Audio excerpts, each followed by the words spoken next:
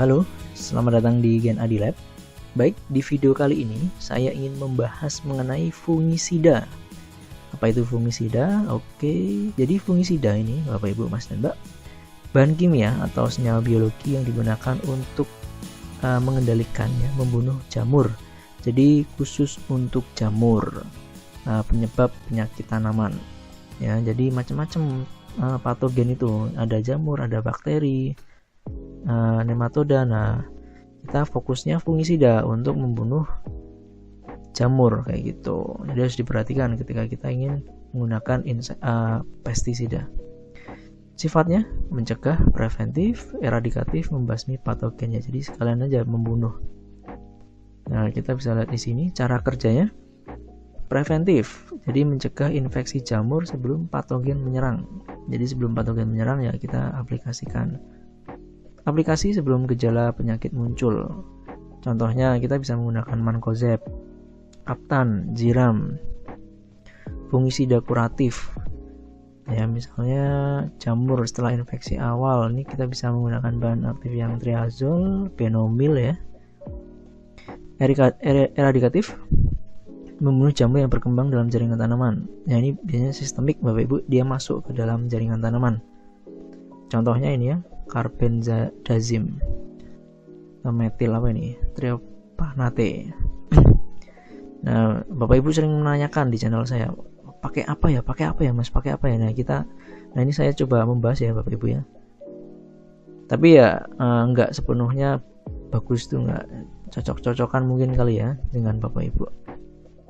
Fungisida kontak ini tadi cara kerjanya, kemudian ada fungisida cara masuk tanamannya, ada kontak. Ini bekerja di permukaan tanaman, jadi tidak diserap tanaman ya, jadi dia ada di luar, mudah hilang oleh air hujan. Contohnya ada mancozeb dan ini chlorothalonil. Fungisida sistemik ini dia masuk ke dalam tanaman Bapak Ibu aplikasikan, nah dia bisa masuk ke dalam tanaman. Itu bagus ketika mengendalikan tanaman yang sudah terinfeksi ya, bagian dalamnya bisa menggunakan sistemik ini. Contohnya ini ada metalaxyl dan lain-lain, nggak susah-susah ya bacanya.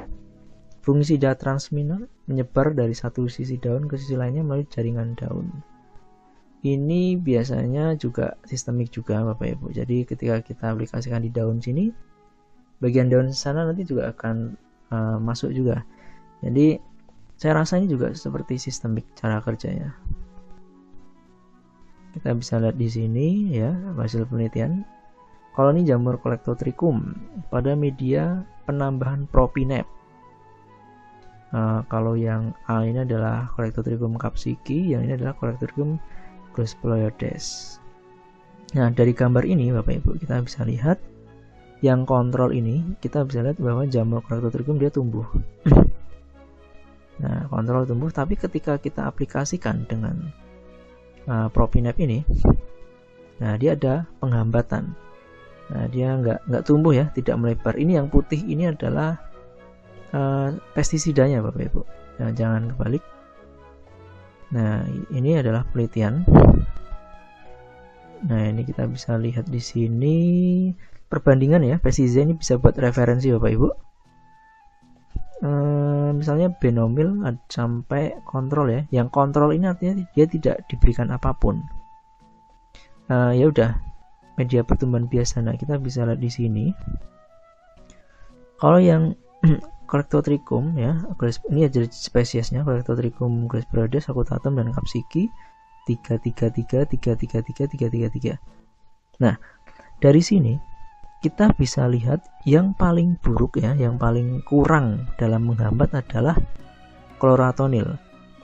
Nah, ini udah diaplikasikan, dia masih tumbuhnya besar, masih tumbuhnya melebar ya, jadi bisa tumbuh. Dibandingkan kontrol ya, dia udah nggak efektif berarti yang chlorothalonil ini Bapak Ibu. Ini perbandingan umur 7 hari. Jadi sama semua 7 hari, penelitian dari ini Andriani 2017. Kemudian kalau lihat dari yang paling efektif di sini adalah benomil Bapak Ibu. Nah, ini Bapak Ibu benomil. Ya, aplikasinya dia jamurnya ini masih terhambat seperti itu. Mancozeb oke ya, tapi ini beberapa kasus di Collectotrichum capsicii dia kurang. Propinep ya lumayan ya propinep, tapi benomil ya, pertama benomil. Nah, ini adalah hasilnya, Ibu nanti bisa baca sendiri di screenshot. Sangat sensitif itu artinya sangat bagus ya.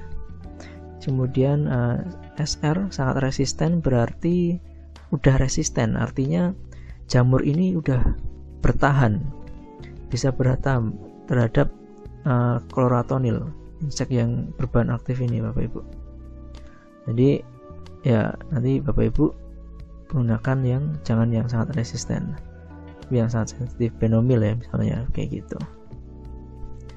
Nah ini adalah bahan aktif yang dianjurkan adalah 1 kali. Nah biasanya ini tuh tertera di mereknya Bapak Ibu. Nah, misalnya anjurannya 2 mili per liter. Nah ini adalah 1 kalinya.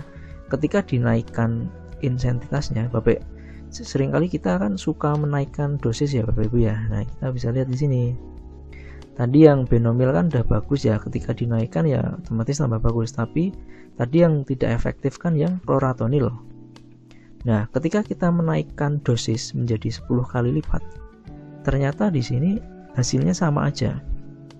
Sangat resisten. Jadi walaupun dinaikkan dosis hingga 10 kali, ternyata masih nggak apa-apa, masih nggak efektif.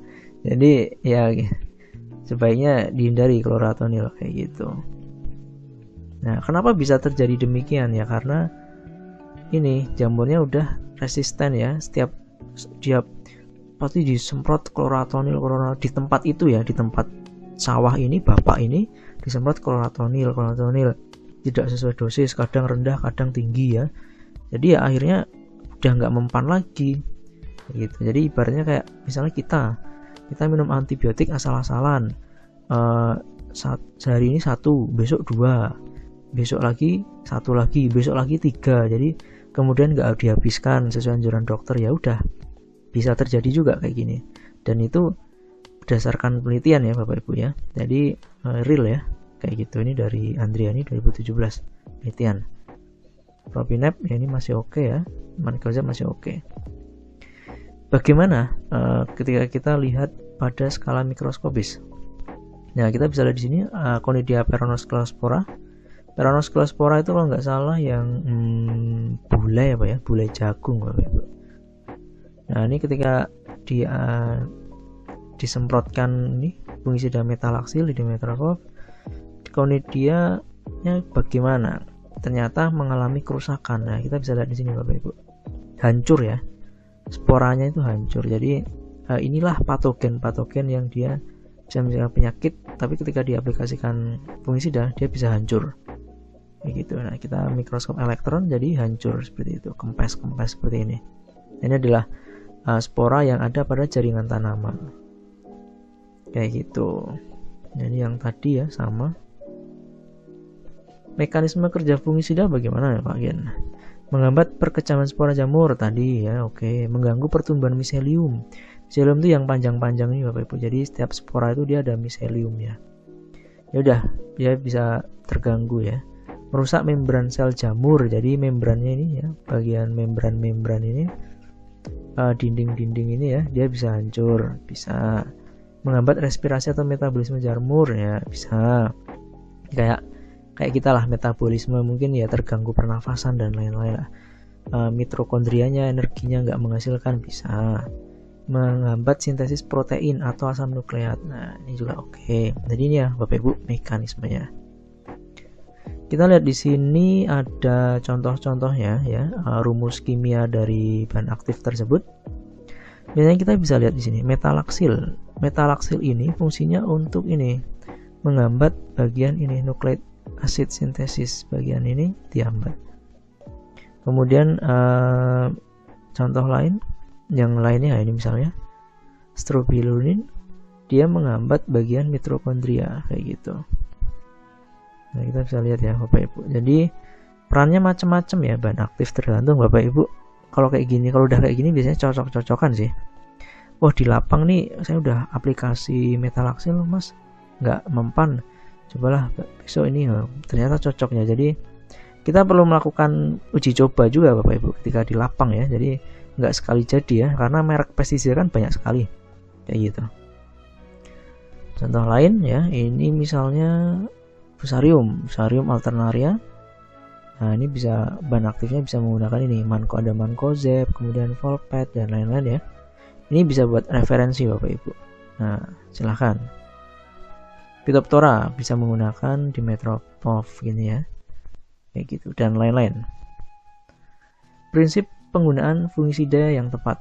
Gunakan seperlunya ya, ketika di ambang batas saja. Rotasi bahan aktif untuk mencegah resisten jamur.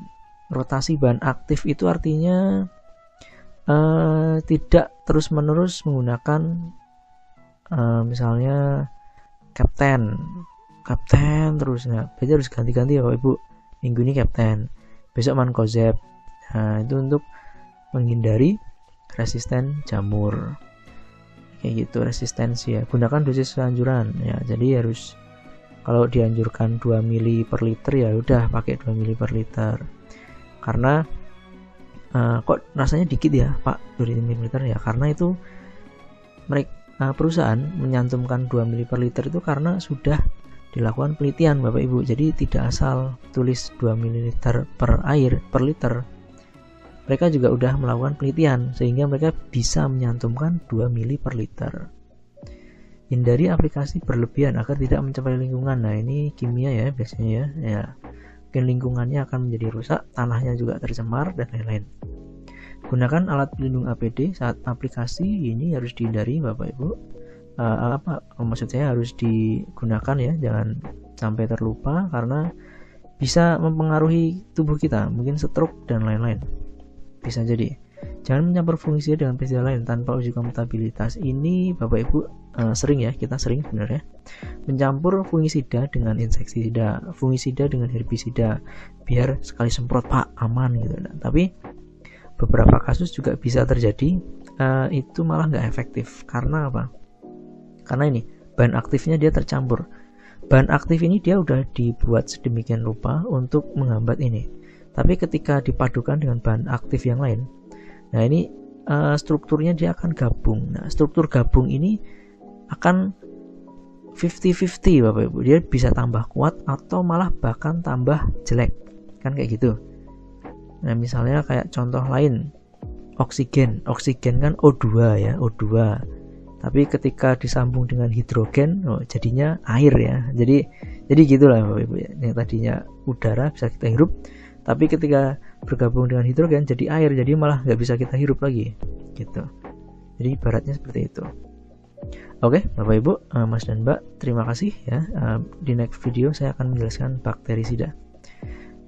Demikian video dari saya, semoga bermanfaat. Sampai jumpa di video selanjutnya.